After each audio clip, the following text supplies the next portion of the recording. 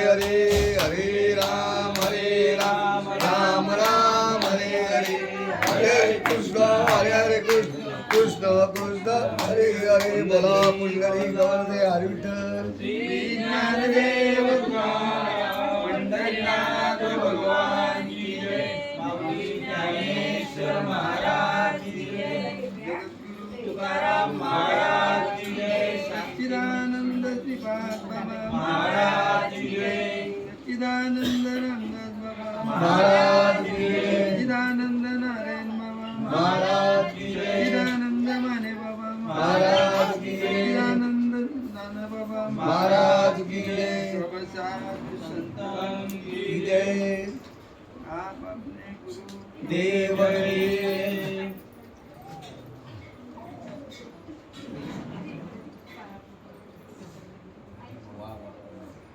की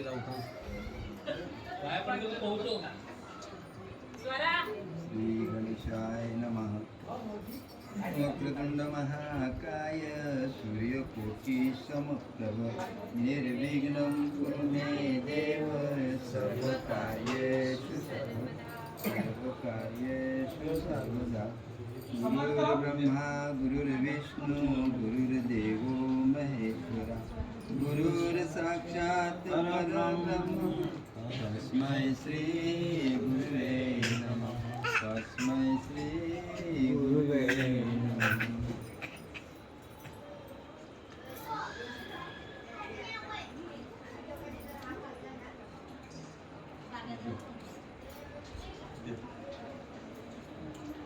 करी अवधान एकले दिजे मग सर्व सुखासी पात्र होईजे हे प्रतिज्ञ उत्तर माझे उघडाय का परी थोडे न बोले होजी तुम्हा सर्वज्ञांच्या समाजी जे यावे अवधान हे माझी विनवणी सभेची ज्ञानेश्वरी अध्याय 9 आणि 9व्या अध्यायामधील आपल्या सर्वांच्या सेवेसाठी घेतलेल्या 2 ओव्या आहेत. सर्व ज्ञानवान ज्ञानघन श्रेष्ठ वरिष्ठ अधिकारी साधक सर्व मंडळीच्या चरणी नतमस्तक होऊन परिहार देणं गरजेचंच असतं. कारण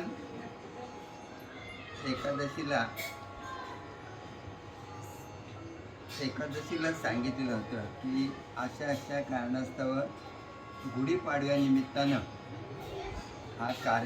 या कार्यक्रमाचं आयोजन केलं जाईल. मला वाटलं दुपारी सुरुवात होईल कार्यक्रमाला आणि ती रात्रीपर्यंत असेल बघा. चक्री प्रवचन 3 ते 5 नंतर हरिपाठ असं काही कार्यक्रम असेल बघा. कीर्तन नसेल पण. आणि नंतर आता तिथं एंट्री मारली रस्त्यावर तर काय आवाजच येत नाही. जिकडं तिकडं पूजा चालू आहेत, कार्यक्रम चालू आहेत. बरं काय गडबड आहे. तसं नर्वस होतं मन. मग नंतर बघितले गेटच्या आतमध्ये जरा थोडंसं हावभाव दिसले. मग आल्यानंतर सर्वांच्या भेटी झाल्या. आणि आज पाडवा, या पाडव्या निमित्तानं हरिभक्तपरायण गुरुवर्य आमचे सर्वांचे परिचित असणारे डॉक्टर कुणाल महाराज म्हात्रे यांनी नवीन गाडी पाडव्याच्या मुहूर्तावर 3.5 मुहूर्तापैकी एक मुहूर्त, या मुहूर्तावर नवीन गाडी घेतली. आणि काहीतरी निमित्त लागतं ना, कार्याला काहीतरी निमित्त लागतं. त्या निमित्ताने अचानक आता ही चक्री प्रवचनाची सेवा चालू आहे. माझं पामराकडे ही सेवा आली. आपल्या सर्वांच्या सेवेसाठी ज्या घेतलेल्या 2 ओव्या आहेत. ज्ञानेश्वरी अध्याय 9 आणि सुरुवातीच्या ज्या 2 ओव्या आहेत, तरी अवधान ऐकले तिचे मग सर्व सुखासी पात्र होईजे, हे प्रतिज्ञ उत्तर माझे उघड ऐका. परी प्रौढी न बोले होजी, तुम्हा सर्वज्ञांच्या समाजी, दे यावे अवधान हे माझी विनवणी सलगीची. अशी विनंती केलेली आहे की माझ्या बोलण्याकडे लक्ष द्या, आणि जर लक्ष दिलात तर तुम्ही सर्व सुखाला प्राप्त व्हाल, अशी माऊलींनी प्रतिज्ञा घेतलेली आहे. कोण माऊली? माऊली प्रत्येकाच्या नशिबात आलेली असते, परंतु ही जगाची माऊली आहे बरं का. कुठलं स्थान आहे या माऊलींना? तर जगाची माऊली आणि योगियांची माऊली. सर्व योगियांच्या वाटा फिक्क्या पडतात काय, आणि सर्व श्रुत आहा असा अभ्यास करून ही अनुभूती घेऊन आपल्या समोर हा मार्ग एकदम खुल्ला गेला. कशासाठी? तर बुडती हे जन न देखवे डोळा, ये तसे कळवळा म्हणून या. कारण परंपरा अशी आहे की एकानं एकाला द्यायची होती. ही जी परंपरा आली आपल्याकडे भक्ती मार्गाची, तर सुरुवात आदिनाथ उमा बीज प्रगटले, तिथून जी सुरुवात झाली तर ती निवृत्तीनाथांपर्यंत आली. आणि माऊलींनी त्याचा अनुभव घेतला की पाहिलं की एकाने एकाला द्यायची, आणि मग इतर मंडळी अशीच सर्व भेंड्या कात्रीत जाते नाही का. मग हे सर्वांना मिळावं काय, आणि सर्वांना मिळावं तर ते दान मागितलं निवृत्तीनाथांकडनं. मला जर द्याल तर जगाला वाटण्यासाठी द्या. आणि खरोखर उदार अंतकरणाने जसं आई वडिलांनी सांगितलं, आपण नेहमी ऐकता की ही जी भगवी पताका आहे, भगवत भक्तीची जी पताका आहे, ती रोवण्यासाठी किंवा ते फाउंडेशन टाकण्यासाठी, पाया रचण्यासाठी अगोदर आपल्या आई वडिलांचे त्या जागी देह समर्पण करावे लागलं काय. आणि तेव्हा ही ध्वजा माऊलींनी रोवली, आणि जाता जाता आई वडिलांनी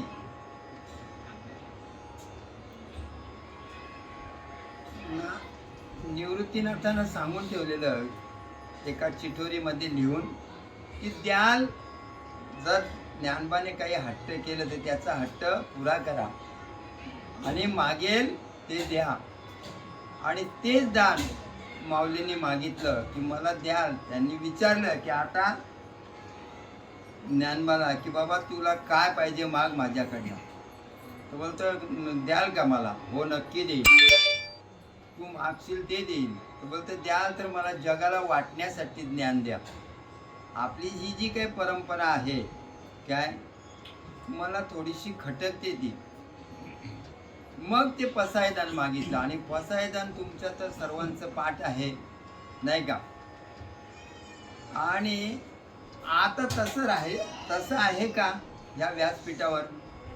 जे पसायदान आहे ते तसं, पण लोकांना असं की आमचं जे चाललंय ते बरोबर आहे, योग्य आहे, परंतु योग्य आणि अयोग्य ह्याची पडताळणी शास्त्रामध्ये पाहायला पाहिजे. आणि अर्थ लोकले पुराणी या दादा, आणि नाश केला शब्दज्ञानी नाही का. मग काय शब्दज्ञानी किंवा पांडित्यांनी काय नाश केलेला आहे? तर जो अर्थ, खरा अर्थ काय आहे की आत्मसाक्षात्काराचा विषय आहे. जो भगवंत आहे काय, त्याचा पत्ता सर्वस्वी सांगितलेला आहे. आणि तो जर आपल्याला अनुभवाला येत नसेल तर काहीतरी गडबड आहे. काय गडबड आहे? आता प्रत्येकाला प्रवचन करायचे, जास्त वेळ दृष्टांत सांगून संपवतो सेवा.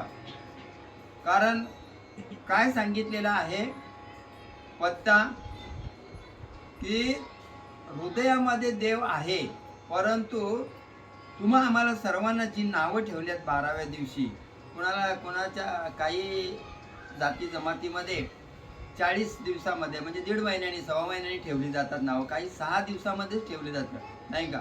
आणि काय अडचणी आल्या तर मग ते पाचवी, तिजोरा, बारसा नाही का, असं उशीर होतं. असो, परंतु ही नावं जी कशाला ठेवलेली आहेत की व्यवहार नीट व्हावा म्हणून.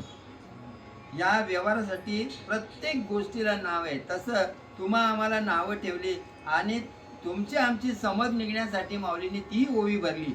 उपजली या बालकासी नाव नाही तयापासी, ठेवलेली नावेसी ओ देत उठी नाही का.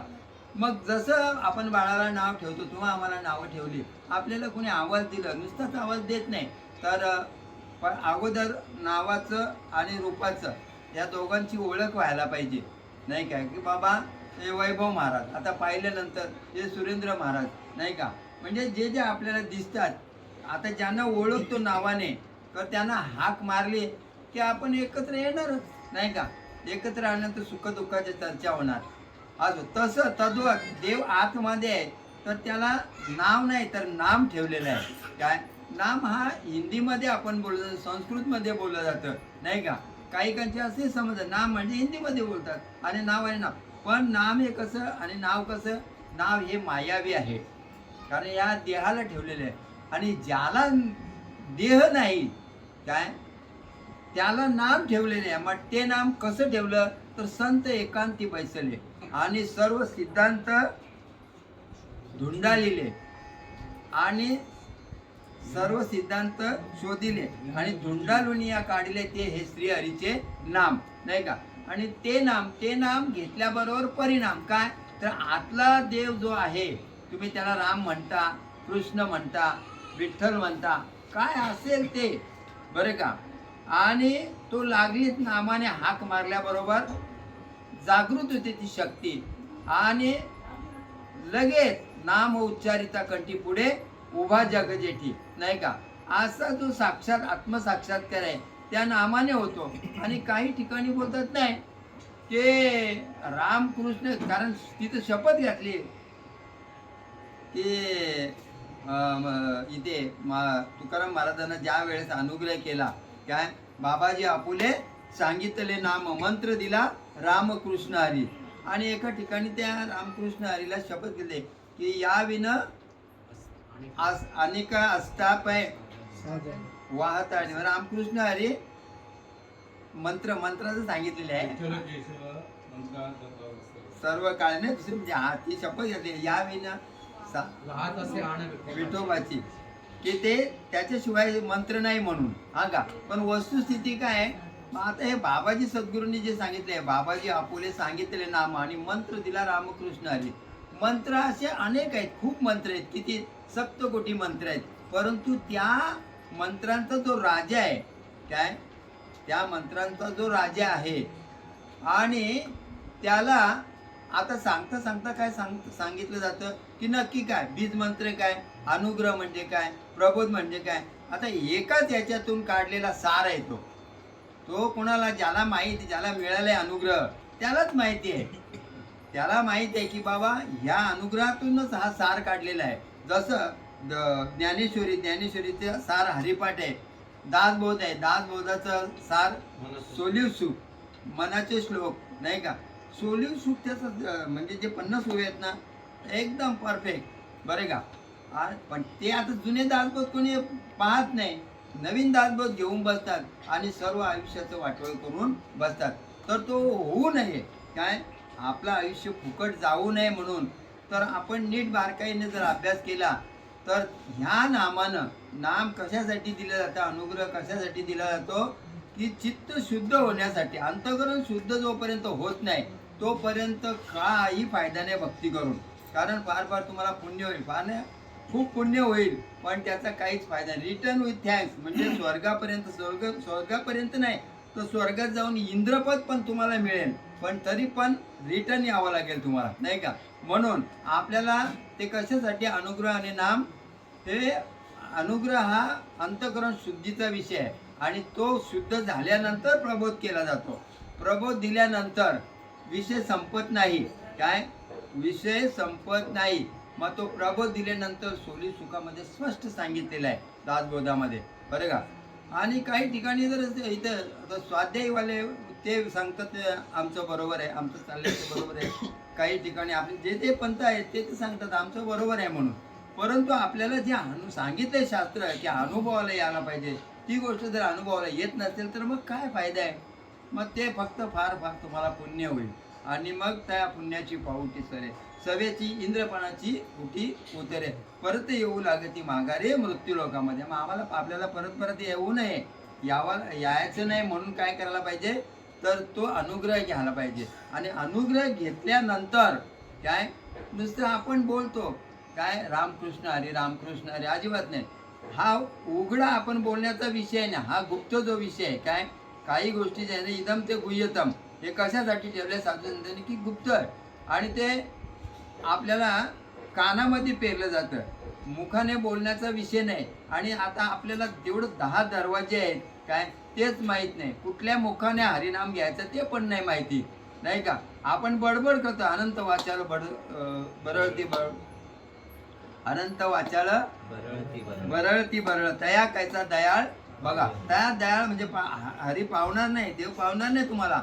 कारण देव काय बाजारचा भाजीपाला नाही, काय मनी नाही भाव. आणि देवा मला पाव. मग भाव कुठला तर शुद्ध अंतःकरणाने शुद्ध व्हायला पाहिजे. अशी तुम्ही भक्ती करता त्यात नवल नाही, करता ते बरोबर करता तुम्ही, परंतु काय चुकतं आपलं ते शोधून काढायला पाहिजे. साधू संत ते सांगतात की बाबा बघा आता इथं काय सांगितलं, आजचा दिवस काय गुढीपाडवा आहे, नाही का.